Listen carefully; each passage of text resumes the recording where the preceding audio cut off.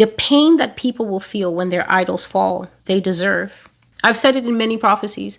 I said that thing, you will feel as if your heart is being torn apart by panthers.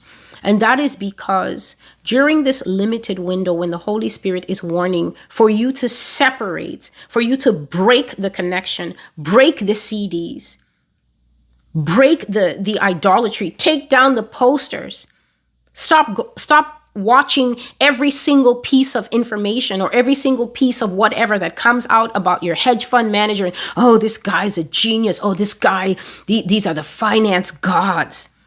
The greatest of all time, the GOAT on the sports field. Even in the literary world, in the political center, Donald Trump cannot be mentioned and people will have a conniption.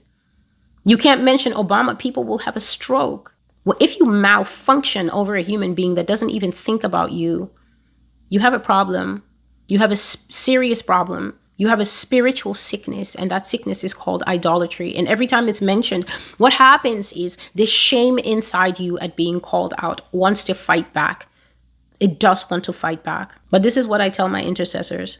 I tell them, every time you try to fight for your sin, instead of confess to your sin, congratulations. You've just won your sin. Your sin has become your prize. Because whatever you cover, it cannot be healed. Whatever you cover, the Holy Spirit cannot put his finger into it and yank it out of you to set you free from that rot, that maggot that is eating you alive. And you think you're so attractive, but you have a Trump fixation. You have an Obama fixation. You have a Beyonce fixation. You have a something fixation. You're being eaten alive by that maggot, and it's very unattractive. But when it's mentioned, you feel called out, and so you feel compelled to fight. But every time you fight for sin, guess what? You win the sin.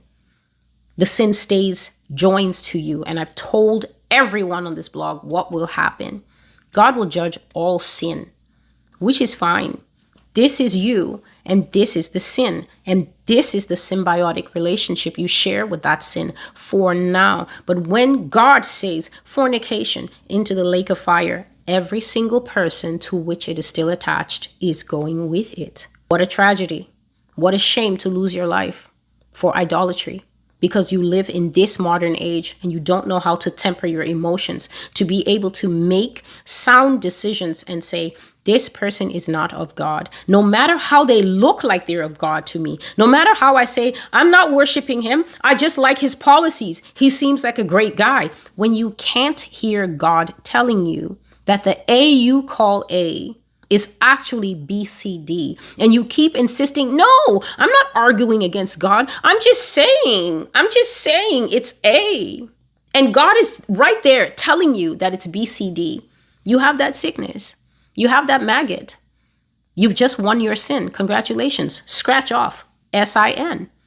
And so he says that the only solution, and this is in so many prophecies, the only solution is to knock the idol down.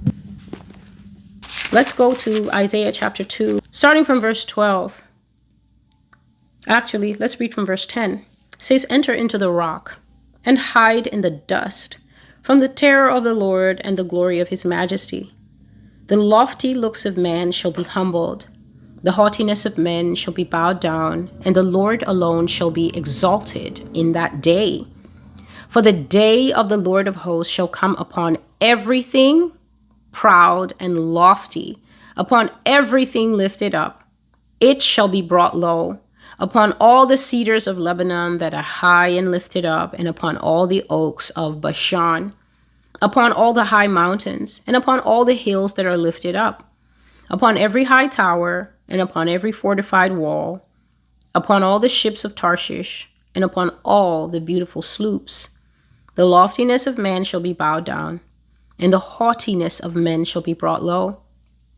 The Lord alone will be exalted in that day, but the idols he shall utterly abolish.